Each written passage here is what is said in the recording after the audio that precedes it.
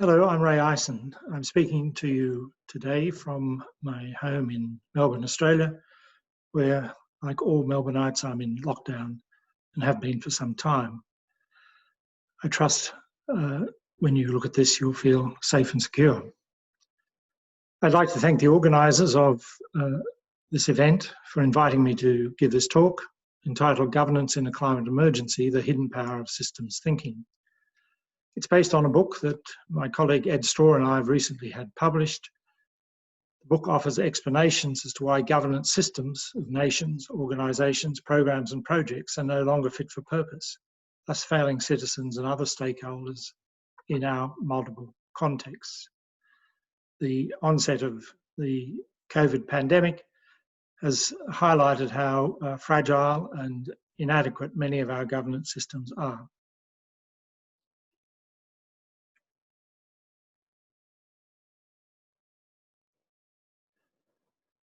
If you'd like some more background on our book, this YouTube link can take you to a book launch which gives far more background than is going to be possible for me to give today.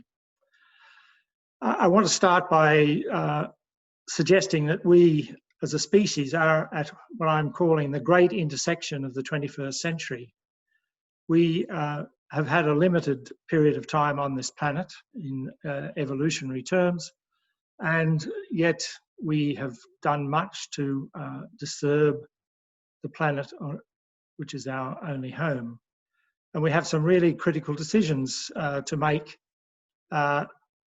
in the coming months, weeks, years. And whether we're up to it or not is a question we have to confront. The exigencies of the COVID pandemic point out that we're not all that good at governance and governance innovation. So I'll return to that theme as the talk goes on. Why aren't our governance systems working? Well, to address that question, one needs to have a way of talking about governance as if it were a system. This simple heuristic highlights 5 different elements of a governance system. One can understand it being made up of the state, the judiciary or the law, civil society, and the private sector, including companies, and the media. The media, of course, floats around between the private sector, civil society, and in some nations is part of the state. Now, this simple way of talking about our governance systems hides a myriad of detail, which our book unpacks. And so if one thinks about burrowing down into each of these elements, then our book highlights why in each element there are many, many failings, and particularly of institutional design and of practices. But there are also failings in the relations between these elements. So why is this governance diamond irredeemably flawed? Well, the elements and the institutions and practices that put them into operation were developed before the rise of multinationals, bigger than 70% of nation states, before the invention of technologies that enable global connectivity and a 24-hour news cycle, awareness of a human responsibility for the creation of the technosphere, and awareness or acceptance that we humans have created the Anthropocene, that period of Earth history in which we as a species are affecting whole Earth dynamics, mainly negatively in terms of our survivability and viability.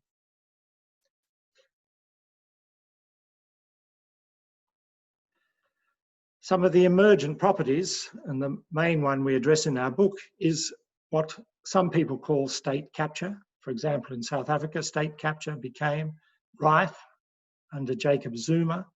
It is a type of systemic political corruption in which private interests significantly influence the state's decision-making processes to their own advantage. State capture is not only in South Africa, it's present in Australia, in Britain, the US and other countries, where it's often called preferential lobbying. This is the norm in decision-making in democracies around the world, from Brussels to Washington to Westminster to Lagos and Brasilia. It is a the practice whereby an industry, company or profession secures its interests through a government decision, usually at the expense of a section of the public, is common, sometimes rife, and is characterised by big tobacco, big coal, big energy, etc. Now, it's not only me who's arguing about this. Henry Mintzberg makes similar sets of arguments, although he refers to democracy. We focus less on democracy than on governance, but his arguments are that democracy is deteriorating at an alarming rate. Illiberal democracies are emerging, leaves a few countries clinging to a flawed model of liberal democracy.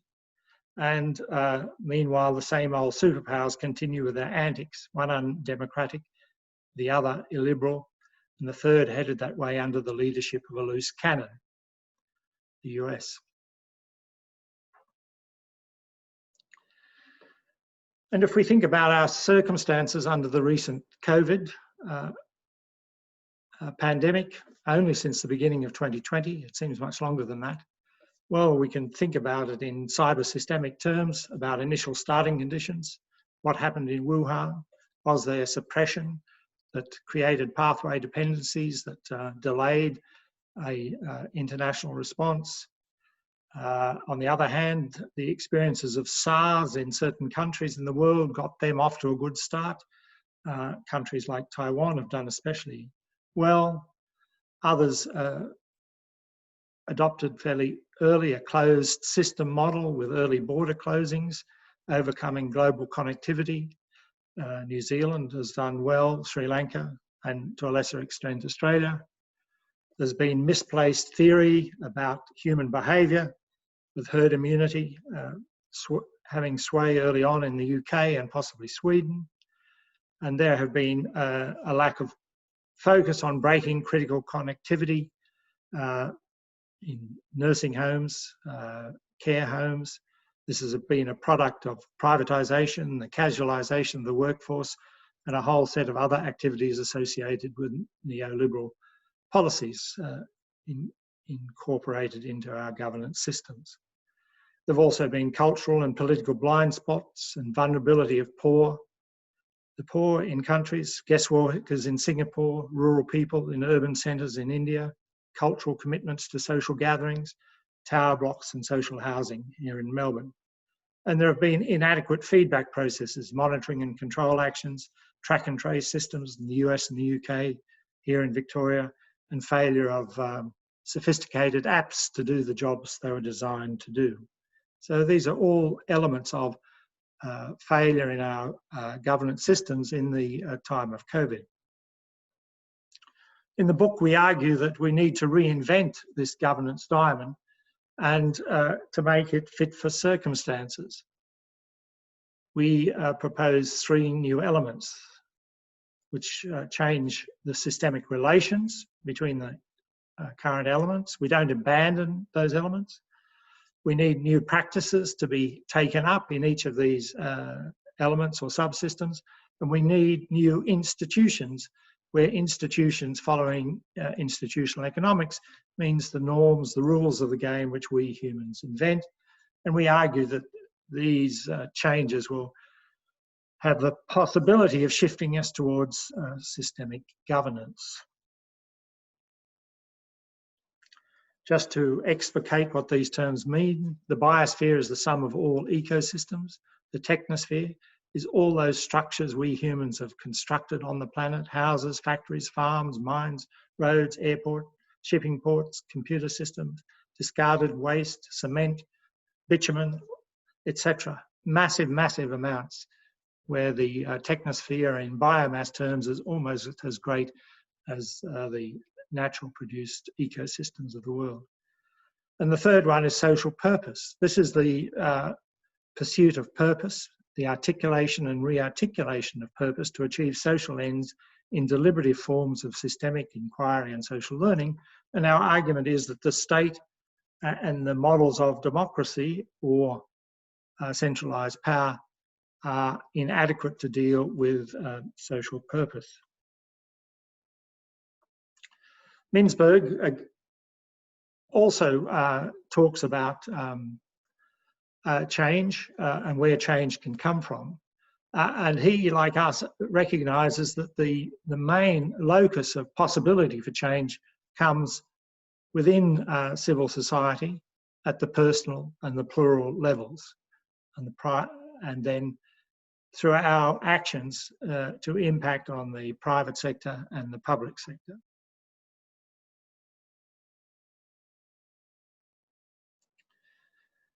So what are some of the things we can do? Well, we can design biosphere relations and Anthropocene awareness and responsibility into all policy elements and their relations. It's only by redesigning what we do in relation to the biosphere as absolutely central to who we humans are that we will maintain a structural coupling of humans with the biosphere. We need to abandon laissez-faire technology development. The Elon Musks of this world have gone rampant on trajectories that are essentially not desirable and not subjected to discourses and debates and deliberations about social purpose. Why, in fact, do we need any of his major innovations? We can invent new systemic institutions to negotiate and pursue social purpose. We can break out of a projectified world into systemic inquiries. We can foster deliberative processes, and we can reframe education not as a private good, but as a systemic capability building citizen investment to enable empowerment and localized deliberation. Together, all these innovations can contribute to transforming towards systemic governance. Our book has many suggestions to make, but it's not a blueprint. We don't have all the answers, and it's up to us collectively, and particularly this cyber systemic community, to invent the ways forward.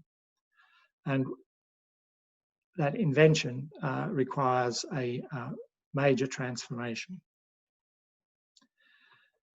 In the rest of the talk, I just want to outline some ways of crafting new governance performances and governance institutions based on the idea of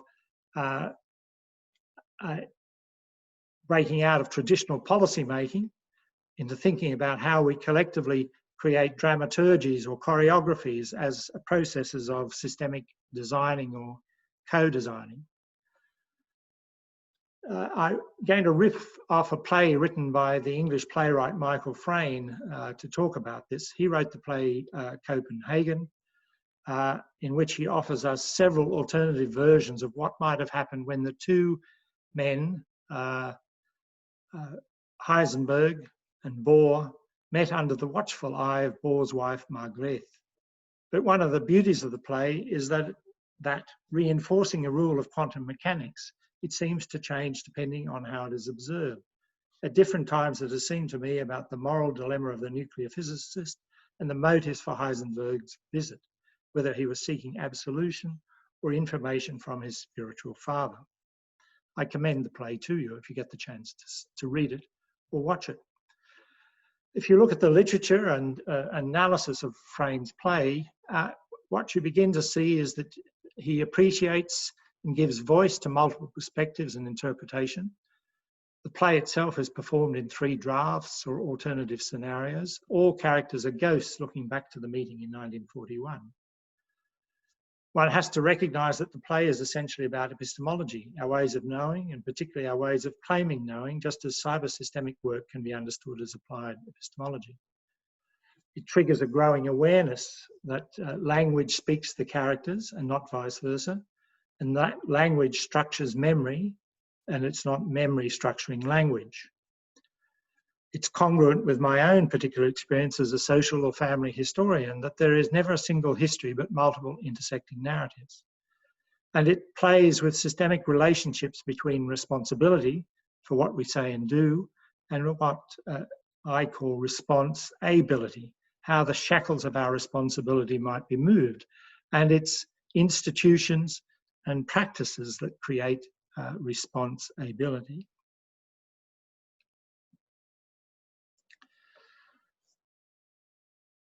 You can see in the play also features of self-organising and thus potentiality of ways of subverting command and control approaches that dominate contemporary governance systems, and also a growing awareness that as beings living in language, we have choices of how to frame situations, and that all choices have consequences. The three drafts that realise Copenhagen offer thoughts for how we might create new governing performances. What I take from the idea of drafts in Frame's play is that one starts out humble, acknowledging uncertainty and thus creating a fundamentally different underlying emotion of engagement and conversation. These are not competing truth claims or poor scholarship, but interpretations amongst multiple interpretations from which we must gain insight so as to act. Different drafts are needed for sense-making of the past, to present, and reconstructions, and present to anticipated future.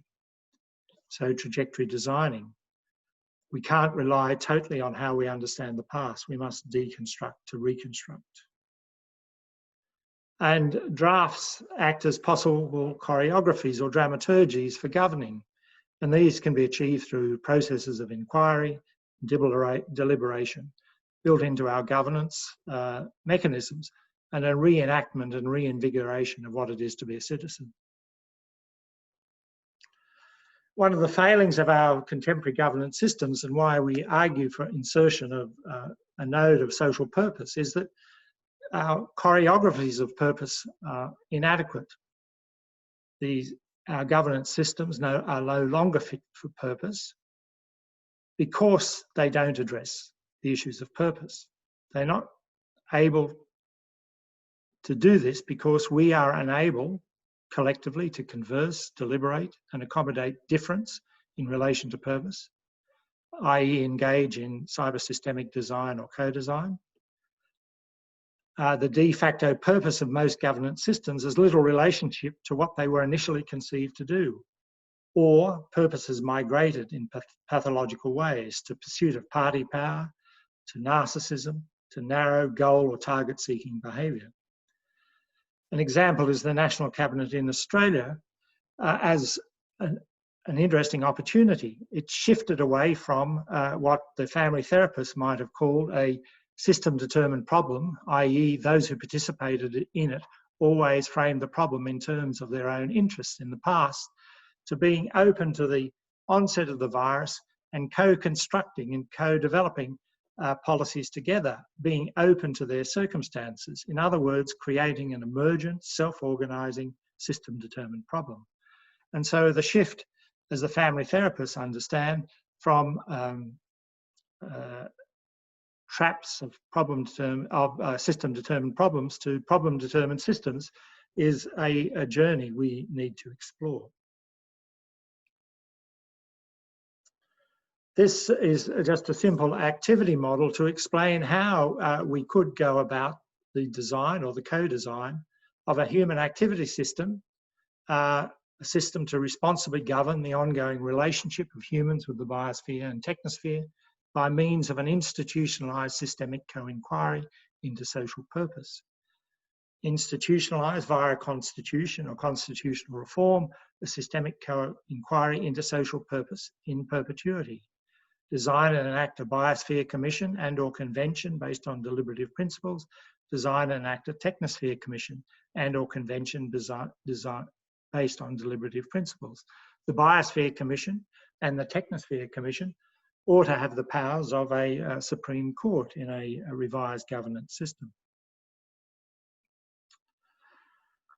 Now, in the work that I do, and based at the Open University in the UK, we take to our design sensibilities the understanding that we must operate in the biosphere, and our relationship with the biosphere is critical to our ongoing sustainability and viability and our co-evolutionary future. Within the biosphere, we have to take responsibility for the technosphere, and if we are to begin to address social purpose in meaningful ways in all of our different domains of human activity, then we need to recover what we call human systemic sensibilities, the human capacity to think and act and appreciate relationship, and that we are a species born into and evolved to exist in relationship. Beyond that, we need to build our systems or cyber-systemic literacy of the many traditions that we in this audience would share, and we need to take that literacy further into systems thinking and practice capability to take these cyber-systemic ideas into design, purposeful activity to transform the societies in which we wish to live. To do this, one has to break out of the trap implicit often in systems thinking that systems are ontologies rather than systems are the result of practices that can be either systemic or systematic. And so how one engages in co-design or design, drawing on one's systemic sensibilities and systematic sensibilities in relevant ways at relevant times becomes a crucial process that we need to recapture. And unfortunately, this involves, I would argue, a major transformation, a social transformation. At the moment, we live in a world where the systematic sensibility dominates. We live in a world of belief in magic bullets, simple cause and effect relationships, and our systemic sensibilities of recursive relational dynamics, joined up feedback processes, etc., is poorly understood, poorly developed. Our systems literacy is quite limited, and our capabilities to put these ideas into practice again even further limited. This requires a flip, a fundamental flip, into building systems thinking in practice capability, which combines both systemic and systematic thinking and practice, with an overlaying our systems literacy and our interplay, our joint use of our systemic and systematic sensibilities, as this slide tries to depict. If we go back to the argument I made right at the start of us being at the intersection, great intersection of the 21st century, then one of the things we need to take away, and I invite you to take away from this talk, is that there are no pathways pre-chosen for us. We each lay down the pathways of our walking and create through that activity, through that experiential activity, the traditions of understanding out of which we think and act. And until we can build the distinctions between systemic and systematic sensibilities, recover these for us, build literacy and build them into our traditions of understanding, then we're going to have very little opportunity to head off the dominant paradigm, the systemic paradigm, which unfortunately is heading us in the wrong direction in the perseverance, continuance of our contemporary governance systems. If you'd like to see more of these ideas, follow up with our book, then this slide will connect you to them. Thank you for your attention, and I look forward to our discussions.